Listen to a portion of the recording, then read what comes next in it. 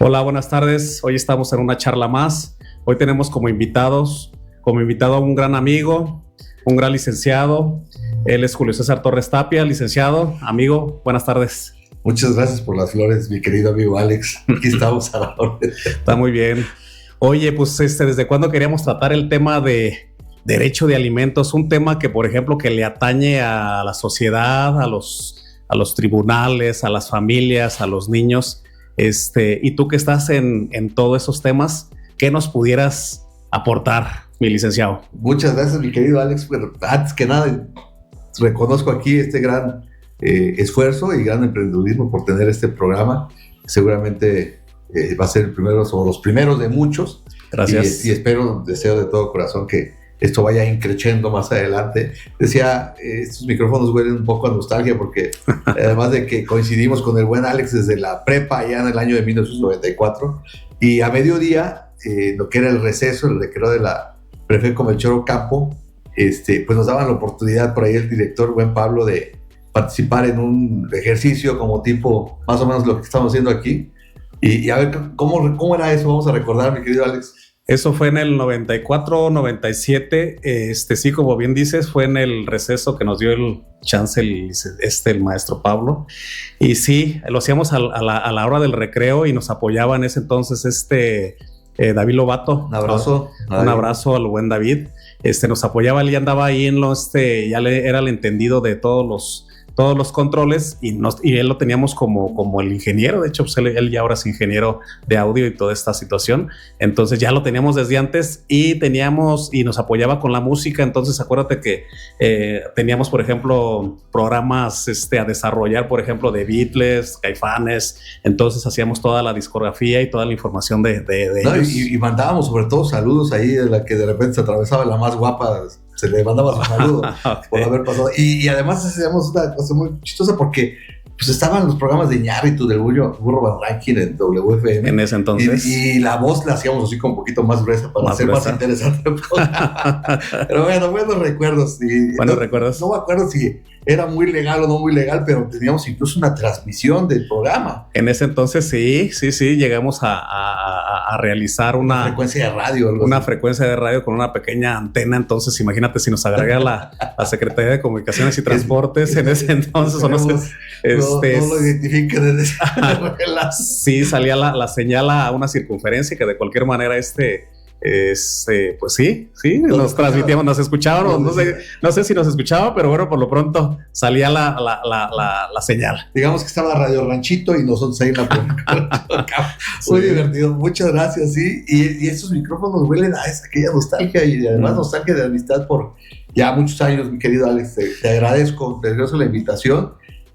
Te agradezco el que me consideres. No me considero yo un experto en la materia, pero sí tengo algunas vivencias que compartir aquí con ustedes. Exactamente. Vamos a abordar el tema desde el sentido, por ejemplo, sí, legal, pero más que nada como de a pie, más terrenal, más de lo que sucede, porque pues el derecho puede decir muchas cosas, pero acá en la práctica, acá en el juzgado, en el tribunal, es muy diferente. Gracias, pues también mucho menos acartonado, ¿no? Vamos a empezar desde esa concepción que tienen de nosotros los abogados. Tú también eres abogado y compartimos también en la facultad. Y aquel abogado que, bueno, todavía se le sigue viendo a algunos con su traje en los tribunales, incluso en días calurosos como los que se vienen o comienzan ahorita. Imagínate, para la ciudad de Morelia, 33 grados y con un trajecito, ya sabes, acá la camisa apretada y la corbata. Sí. No, esa es la concepción de derecho, tiene que ser desde un ámbito mucho más amigable. Creo que se ha transformado mucho el derecho desde que nosotros estudiamos, y hoy es mucho más abierto, es mucho más comprensible.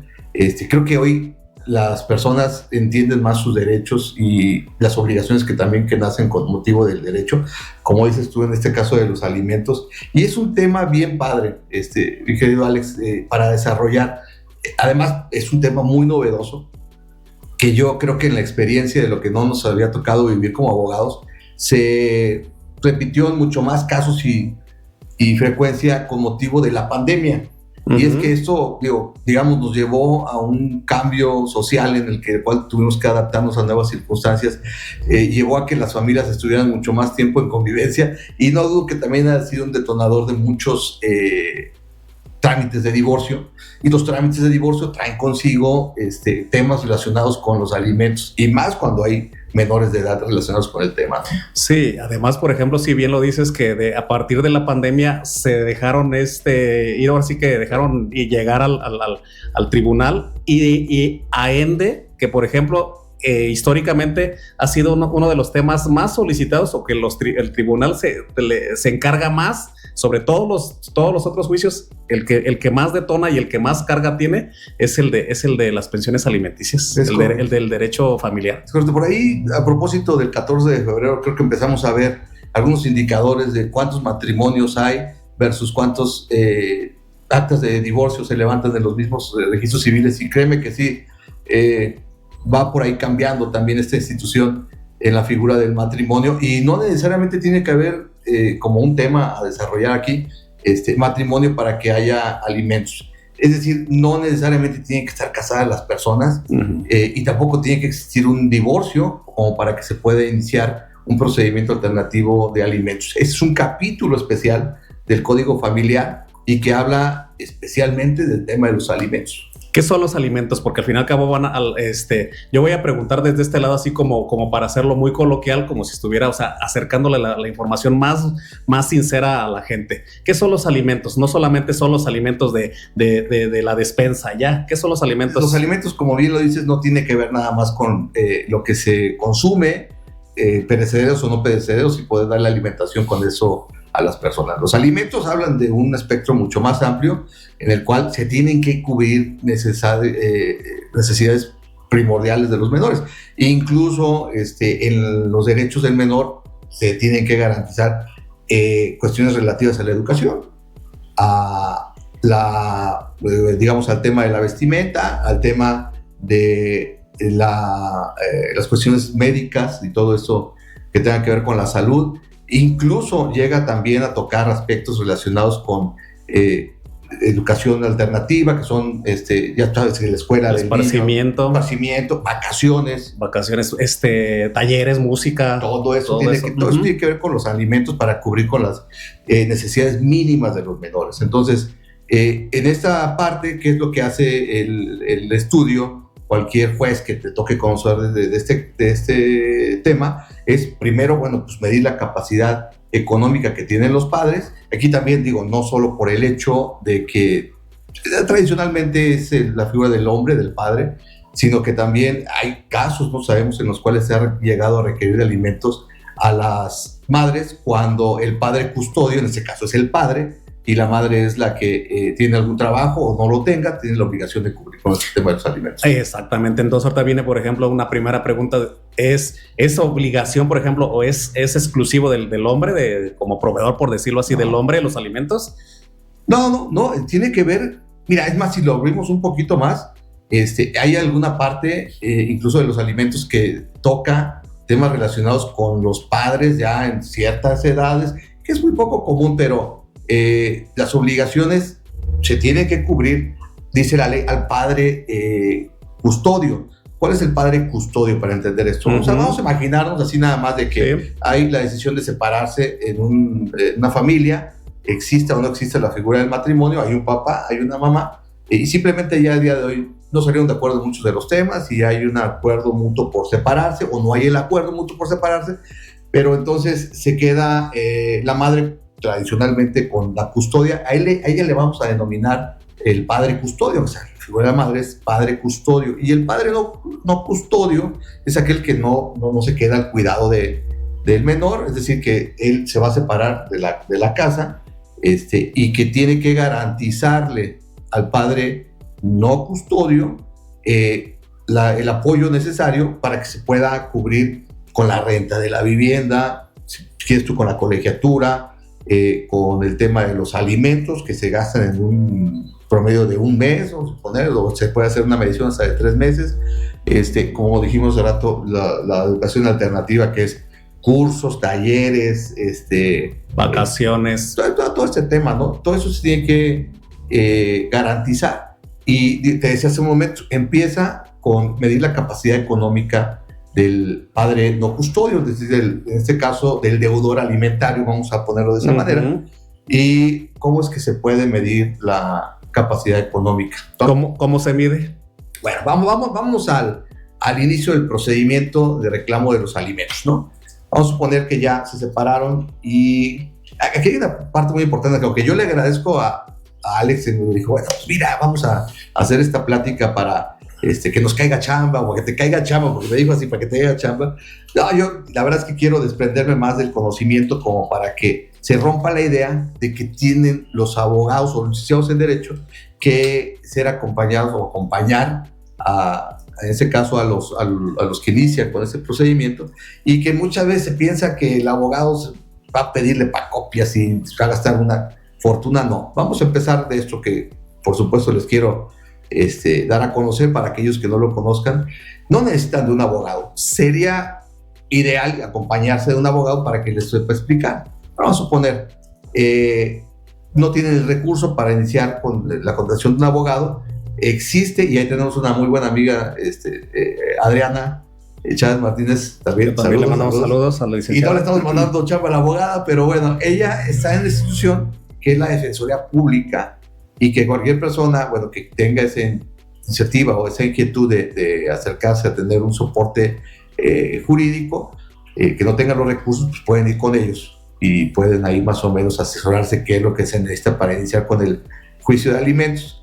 Pero también, o sea, el hecho novedoso que yo, incluso me ha tocado verlo, una vez yo lo había visto en la ley, pero no sabía cómo se hacía. Y hay una parte acá en los tribunales para la ciudad de Morelia están en Calzada de la Huerta número 400.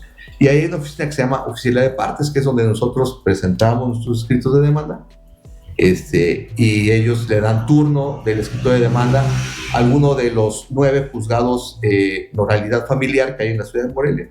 Pues ahí inicia el trámite. Pero ahí mismo me ha tocado ver que hay madres, hay personas que necesitan de recurrir a esta parte de la ley, que llegan ahí y que con los documentos mínimos, que son el acta de matrimonio quizá o el acta de nacimiento del menor, le dan inicio a una relatoría de hechos, a una demostración de hechos con los documentos, y ahí le van redactando su demanda. Se redacta y se turna, entonces ahora sí cualquiera de los juzgados de primera instancia en materia oral familiar. Ahorita sale un tema. A ver. Si por ejemplo, dices tú, acta de nacimiento del menor, si no está reconocido el menor, esa es otra vía. O sea, muy interesante. Es una pregunta muy, muy interesante. A ver, no necesita o no es necesario. Puede haber muchos casos en los que el papá no reconoció al menor. Incluso las instituciones como el registro civil requieren hoy día de que vaya el padre y vaya la madre a reconocer al menor, a levantar el acta de nacimiento. No es necesario, ojo, aquí no es necesario, porque también hay una circunstancia para el estado de Michoacán, que es uno de los estados que exporta más mano de obra.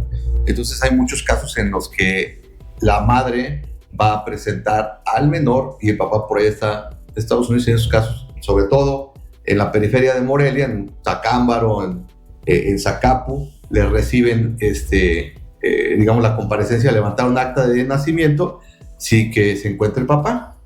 Aquí habrá otra pregunta muy interesante: ¿cómo es que se fue a Estados Unidos y después logró? Okay. Eso se puede, sí, ¿no? Se puede, pero sí pudiera. ¿Cómo nació el bebé, no? ¿Cómo se consiguió? Bueno, okay. Ese es un tema, pero también hay otra parte de la ley familiar que habla del reconocimiento de la paternidad. Y aquí hay un tema también bien interesante. Mira, me ha tocado recientemente tramitar un juicio de ese tipo. Hay una circunstancia en donde hace 16 años se concibió. En todos los ejemplos que voy a dar, si me permites darlos, no vamos a manejar nombres, por lo que no se rompe claro. la secrecía del cliente. No violaríamos tampoco ese derecho que tienen. Pero bueno, hay un caso en donde hace 16 años, por ahí, pues, en una situación muy particular, se concibe a un bebé, una bebé en este caso, y pues de ahí se decidió separar la pareja, o bueno, más bien nunca vivieron juntos, y la señora se quedó con la idea de que, bueno, mira, yo me puedo hacer responsable. Hay un tema bien particular aquí, bien interesante, porque luego el amigo que no dejamos de tener buenos amigos o a buenos amigos con buenas intenciones, como es en este caso, el amigo de la mujer, que estaban por ahí en prepa o saliendo de la prepa y entrando a la universidad, dice, no te preocupes, pues si él no le quiere dar el nombre a tu hija, yo te acompaño a levantar el acta. Esto, ojo, le ocasionó un problema a este amigo.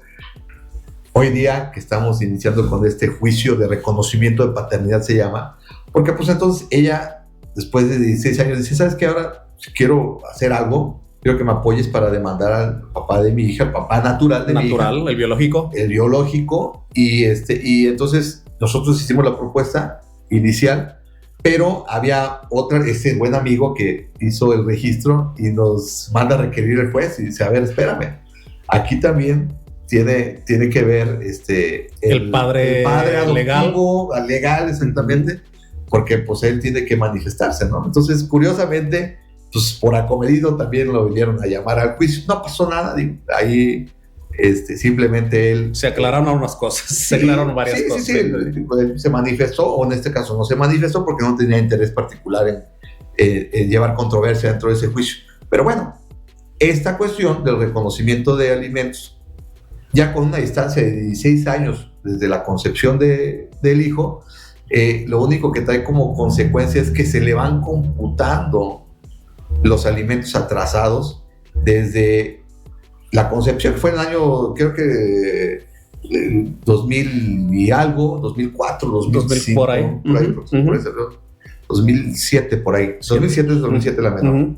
Entonces, la manera en la que el juez resuelve es, a ver, vamos a ver las unidades de medida y actualización para el año 2007 y sacamos toda la tablita de las deudas para el 2007 y luego se revisa el índice nacional de precios al consumidor, o sea, es decir, el incremento inflacionario para el siguiente año, que fue el 2008, 2009, y ahí se le va haciendo su cuentita, y pues hoy día imagínense ustedes la cuenta que tiene acumulada esa persona y pues por la que tiene que responder en el juicio, ¿no? Esta clase de juicio, a diferencia del otro que se le llama alimentos, ¿sí? Acá se le llama reconocimiento de alimentos. Los dos dan de la misma familia y hay una parte del código que establece que es la vía especial oral, la de alimentos, que es en la que se sustenta el procedimiento a través del cual se va a llevar a cabo el juicio. Entonces, para aterrizarlo, ¿son retroactivos? ¿Los va a deber? O sea, entonces para la gente que dice, no, pues ya pasaron tanto tiempo, pues yo ya pude con el hijo, toda esta onda, entonces, pero sí, entonces retroactividades. Ya se les olvidó, no tienen que pagarlo. Entonces se puede de que, desde que la concepción hasta ahorita me debes tanto, entonces se puede. Hablando del reconocimiento de paternidad, sí. A diferencia de eso, en el juicio de alimentos, la condena se hace desde que uno puede fijar los alimentos provisionales, que ese es en el auto de erradicación, en el auto de edición, y ya más claramente a través de la sentencia. Entonces se debe alimentos, así lleve 4 o 5 años el juicio desde que se haya dado la orden judicial para pagar los alimentos. Sí, porque también estaba estudiando, checando, que por ahí también salió por ahí un amparo donde dicen, no te reconozco todo lo anterior, porque a partir de la sentencia o hasta que tú presentaste tu demanda después de, un ejemplo, 10 años, pues tú ya pudiste con lo demás. Entonces también es un tema donde pues no va, por decirlo así, y meten un amparo para poder hacer eso, lo que tú dices, retroactividad. Hacer esa distinción de que, bueno, pues sí, y los años anteriores, que la polémica, sí, cierto, se puede llegar a un estudio muy razonable, pero bueno, pues, tiene que ver también en las circunstancias en las cuales está dado. ¿Qué tal y si a la persona, al deudor alimentario, no se le pudo localizar en tantos años? O sea, habría que ver esa excepción, ¿no? Esa excepción, o la otra, él estuvo dando largas. Sí. O muchas cosas, pero de cualquier manera, como dices tú, se puede cobrar, por decirlo así, desde la concepción. Nació, no lo quiero reconocer, pues bueno, ahí hay otra vía que es la paternidad, por decirlo así. Entonces, independientemente, pues debes, por decirlo así. Es correcto. ¿Cómo se calcula? ¿Cómo se calcula, por ejemplo, no es lo mismo un derecho de alimentos de, no sé, de una persona que trabaja en gobierno a otra persona que trabaja en el mercado sobre ruedas? ¿Cómo se calcula? Ok, bueno, te decía, en el auto de inicio, en el auto de admisión, el juez mandará preparar el juicio para poder medir la capacidad económica del deudor alimentario.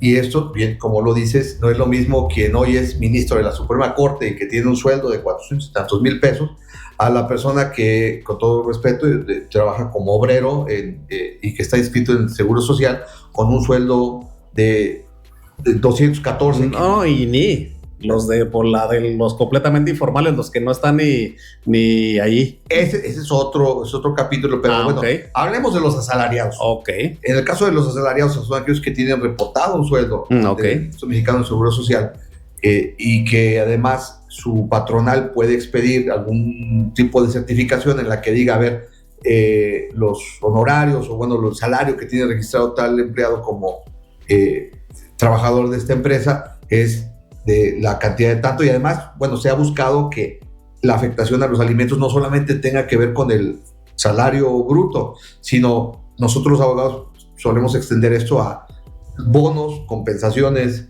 aguinaldo y todas las percepciones adicionales que se tengan a partir del sueldo. Hay muchas personas que tienen la ventaja de estar en una empresa en las cuales reciben un bono, vamos a suponer, anual de X cantidad de dinero. Ese también entra al concurso, bueno, a la parte de ser considerado para los alimentos, en el porcentaje que haya determinado, pues que normalmente lo hacen por porcentajes. En la experiencia de lo que hemos visto hoy, en la otra parte que tú preguntas, que también es muy importante, los no asalariados, ¿qué pasa por ellos? Bueno, pues el juez puede medir las necesidades del menor y en base a ello hacer un aseguramiento provisional o en su momento definitivo de los alimentos.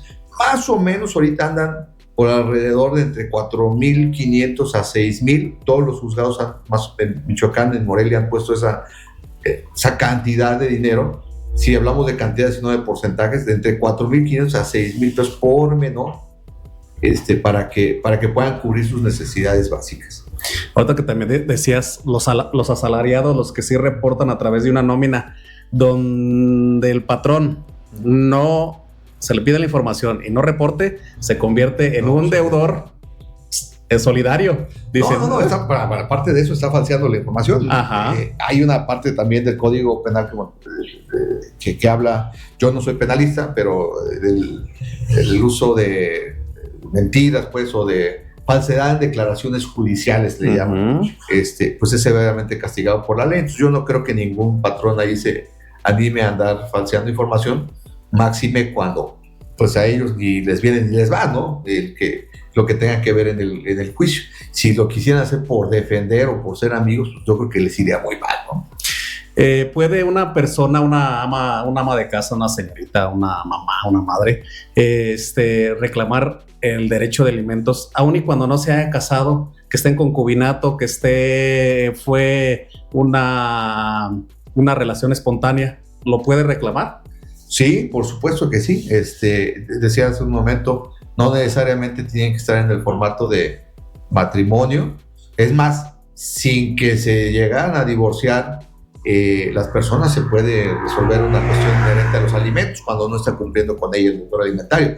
En el caso de lo que tú hablas, vamos a suponer que de una relación espontánea o una situación no calculada se procrea un menor, sí, y la manera en la que se solicita, bueno, vamos a hablar de los alimentos, pero también vamos a hablar del reconocimiento de la paternidad, ¿no? Si se habla de los alimentos es porque se viene a demandar con el acta de nacimiento en la cual sí hubo un reconocimiento por parte del papá, la acompañó, o de la madre, las dos partes hay reconocimiento, y entonces el acta de nacimiento va a ser el documento, digamos, fundatorio con el cual se acredite la obligación de dar alimentos y el derecho de la madre, o en este caso, si el padre no custodio, a reclamarlos en representación de su menor hijo.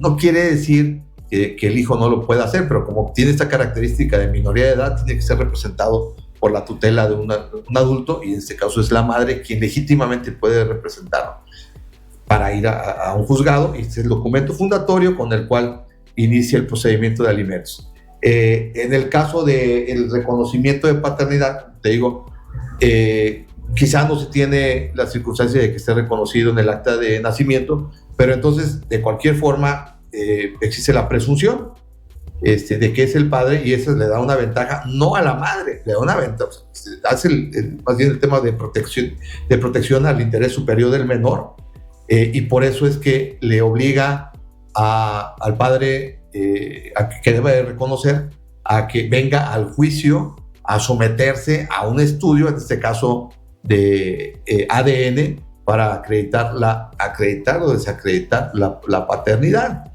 En la experiencia de lo que hemos promovido como reconocimiento de paternidad, aquí en Michoacán, aquí específicamente en Morelia, hay dos instituciones que llevan a cabo el procedimiento de bioquímica o todos los estudios especializados, y que en este caso es la Fiscalía General de Justicia del Estado de Michoacán y la Universidad Michoacana de San Nicolás de Hidalgo, que son a quienes les ordena el juez que puedan llevar a cabo el estudio. Ahora, ¿qué pasa? Pues le mandan llamar, vamos a suponer, Juan Pérez es el presunto padre, y Juanita López es, por ponerles nombres, no existen, la verdad es que no existen. Pero son ejemplos. Son ejemplos. Ajá. Entonces Juanita López le reclama a Juan Pérez el reconocimiento de paternidad, y lleva evidentemente pues, el documento que acredita la existencia del menor, que es el acta de nacimiento. Y entonces él dice, bueno, pues Juan Pérez puede ser localizado en tal domicilio, y además sé que trabaja en tal lugar, entonces se le requiere a la persona para que venga al juicio a responder acerca de si reconoce o no reconoce la paternidad del menor. Entonces Juan Pérez va a venir al juicio y va a decir, no reconozco la paternidad, no estoy seguro, nunca he llevado una relación, lo que tú quieras, gustes y mandes. Y entonces el juez manda preparar el juicio a través de la intervención de estas dos instituciones, que es la Fiscalía o la Universidad Michoacana. Tiene un costo más o menos ahí alrededor de entre 15 y 20 mil pesos la prueba. Esa la debe de pagar, bueno, en este caso si resulta que sí es el padre, la debería de pagar al final de cuentas en sentencia el padre, pero ojo, aquí si no tiene la madre, puede solicitar al tribunal que haga el pago de esa prueba. Seguramente el tribunal va a decir pues, que no cuenta con el presupuesto, y les va a contestar que tiene la posibilidad de hacer una aportación de 3,000 pesos más o menos para el pago de la prueba de ADN, pero luego también da la opción de que se presente una solicitud concreta hacia el Consejo del Poder Judicial para que pague el resto si es que no tuviera los bienes suficientes la madre. Y lo que me ha tocado ver es que el Consejo del Poder Judicial sí, normalmente paga el total de la prueba, se lo paga directamente a la institución. Oye, licenciado, entonces, ¿los alimentos hasta cuándo, qué edad terminan? Bueno, hablando también de diferencias en el tema de reconocimiento, es desde la concepción. En el tema de los alimentos como tal, es desde también la concepción, pero hasta los 18 años alrededor, que es la edad en la que normalmente se adquiere la mayoría de edad, pero también los casos en los que continúan estudiando, no solamente hasta la terminación de una licenciatura, sino también puede ser para el caso de las maestrías de especialidades. Incluso aquí hay un tema ahí en el que dice que a los 24 años y los meses o el tiempo suficiente para lograr la titulación. Son 24 años y 6 meses más o menos. Ok. Estoy pensando ahora, oye, ¿y si ya se reconoció, ya demandaron a esta persona, el deudor de alimenticio y toda esa onda? Si se niega, ¿hay un ministerio público que puede sujetar a esta persona? Bueno, para el caso de los juzgados, el tribunal, se puede contar con el apoyo o la herramienta del embargo precautorio, siempre y cuando ya haya sido dictada una sentencia. Entonces vamos a suponer que hasta ese entonces la persona no tiene un salario, entonces no se le van a estar descontando, pero ya hay una acumulación en una sentencia, y hay una planilla de liquidación, y en ese caso todos los bienes que tenga la persona de deudor alimentario serán susceptibles a garantizar el monto de los alimentos. Entonces se le pueden practicar embargos a propiedades, a vehículos y a cuentas bancarias, si es que fuera el caso, y con eso se garantizaría. Para el caso de que no tenga bienes suficientes, sí, que ya también existe una planilla de liquidación, entonces existe la posibilidad de que se soliciten copias certificadas y se vaya ante el Ministerio Público de la Fiscalía Regional Morelia o de la Fiscalía General de Justicia del Estado, y hay un área especial en el tema que es la Fiscalía Especializada en Atención a las Mujeres, en el cual se le da inicio a una carpeta de investigación, ¿sí? Para, bueno, en este caso, requerir del pago de la planilla de liquidación. Normalmente se acude a un mecanismo alterno de solución de controversias, y hasta ahí se puede parar con la bronca y se puede pagar. En el caso de que no sea así, entonces sí acuden, y esto sí ha sido un tema muy polémico, además muy de moda, porque incluso la semana antepasada, hubo por ahí ya 2 resoluciones judiciales que decidieron vincular a proceso. Esto es, ya abrir un proceso para que a la persona imputada se le siga responsabilidad de tipo penal por la falta de pago a las obligaciones alimentarias. Entonces, pues cuidado, porque ahí sí también ya hay casos recientes en donde el antecedente es que se van ante un sistema de justicia penal, y pues ahí ya sabemos cuáles pueden ser las consecuencias. Pues muy bien, licenciado, pues te agradecemos por esta charla, esta plática. ¿Dónde te podemos, algo que quieras argumentar? Fíjate, concluir. Bueno, gracias por la oportunidad, y pues estuve esperando todo este tiempo poder abrir la boca en ese sentido. Ajá. A mí me ha llamado últimamente mucho la atención en torno a la experiencia que hemos adquirido. Incluso hasta por ahí hay planes de algún día hacer un libro que tenga que ver, lo podría poner hasta el título, el comportamiento del Homo sapiens en temporadas de litigio. Y es un tema muy interesante, porque aquí ya tiene que ver, más allá de lo que ya son las leyes, cómo es que nos comportamos en un ambiente de litigio por cuestiones relacionadas a, si quieres tú, porque me demandaron, porque soy deudor alimentario, porque me pidieron el divorcio, por muchas cosas. ¿Cómo nos llegamos a comportar? Y en serio que hay un sinfín de vivencias, de experiencias. Vuelvo a repetir, no se trata de venir a balconear a los clientes, pero por decirte, alguno de los primeros que atendí por ahí en el tiempo de la pandemia, una señora que venía y que parece que se encontraba en una situación muy lamentable, pero además me decía, es que yo no le voy a firmar el divorcio, no le quiero dar el divorcio a mi marido. Hoy día no hay necesidad de que se lleven aquellas causales que tenía el código familiar, el código civil anterior, que tenía que ver con el adulterio, separación del domicilio conyugal, contraer enfermedades, y eso eran causales. Uh-huh. Hoy día, con que alguien solicite el divorcio es suficiente para que, atendiendo a los derechos de desarrollo de las personas, pues se le otorgue la sentencia que tenga que ver con el levantamiento del acta de divorcio.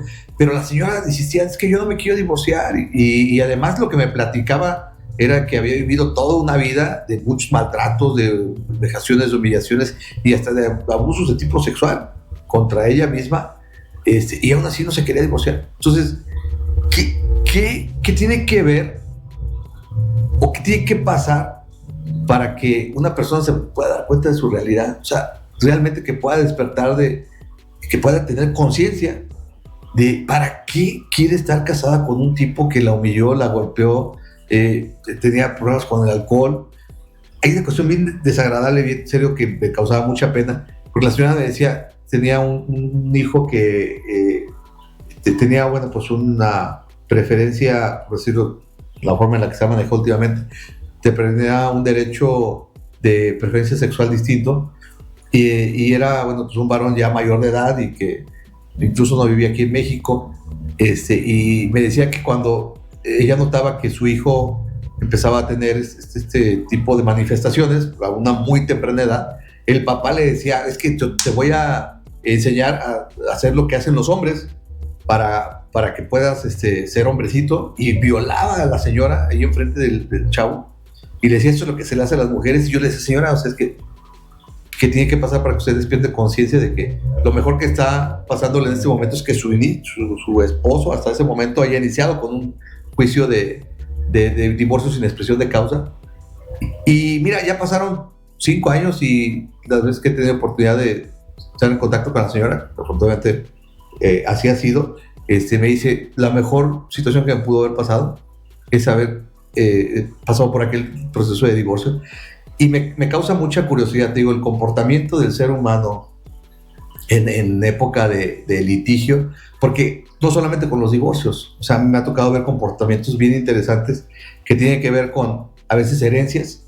Entonces, cada uno de los hermanos tienen una manera de pensar distinta, y entonces defienden y a veces hasta reaccionan de manera muy inexplicable en torno a defender algo que tiene que ver con una casa que es un bien material y que no representa, si quieres tú, la figura del papá o la mamá, pero que deciden darle una representación de ese tipo, ¿no? Entonces está bien cañón, bien interesante cómo es que dejamos de ser nosotros mismos, actuando irracionalmente, si se pudiera hablar así, en época de estar con una vulneración a si quieres, al ego, si quieres, le llamamos, es que está... Mi honra y mi reputación la está poniendo en juego a través de un juicio.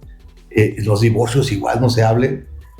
Yo casi puedo decir que todos los juicios que tengan que ver con cuestiones laborales le hacen tomar a la persona una cierta actitud en la cual actúan de maneras inexplicables. Y si todo eso lo pudiera en serio poner algún día en un libro, estaría bien interesante. Pues sí, pues vele tomando notita y ve haciendo tus anotaciones. Algún día, ¿no? Y sí, ojalá no sea mucho tiempo para que la gente lo lea y lo disfrute, pero bueno, eso es el Homo sapiens en evolución. Es correcto. ¿Dónde te podemos encontrar tus redes sociales, licenciado? Bueno, mejor no se metan en mis redes sociales porque no tiene nada que ver con mi vida de profesional. ¿O algún teléfono? No, mira, bueno, sí, las redes sociales estoy como JC Towers, tanto en Facebook como en Instagram. Pero bueno, el teléfono de contacto está muy a sus órdenes, es el 4434-730678. Y el despacho en el cual, bueno, pues trabajamos con un equipo de amigos que también coincidieron en la facultad y que hoy día es un corporativo jurídico que da atención a asuntos de tipo laboral. Digamos, yo me especializo un poquito más en temas familiares, civiles, mercantiles. Y amparo, pero ahí contamos con la experiencia también de el buen Juan Salvador Pérez, que también es un amigo con mucha experiencia en el tema penal. Él también estuvo colaborando ahí mucho tiempo con experiencia en el gobierno, pero también está Rubén Loya, que es, totalmente experto en el tema laboral, Luis Loya, y bueno, todo un equipo ahí de compañeros que llevamos pues asesoría jurídica de tipo corporativo. Así es. Sí, pues por eso lo importante de que te decía, pues vamos, sabes bastante, le puedes apoyar a la gente, le puedes abonar, entonces pues cualquier cosa, pues ahí está el teléfono, ahí está la información, y más que nada pues todo lo que vienes a decirnos sobre los menores, que al fin y al cabo por eso hay hasta hay derechos de los menores, entonces es muy importante, e incluso ahorita nada más para finalizar, el derecho de los alimentos ya se considera, o se debería y se considera como un derecho humano. Entonces, pues gracias a ustedes por haber checado, si llegaron hasta acá, gracias por haber checado la charla. Cualquier cosa, pues estamos ahí en los comentarios, y gracias por seguirnos. Gracias, buenas tardes. Gracias, hasta luego. Hasta luego, bye. Bye.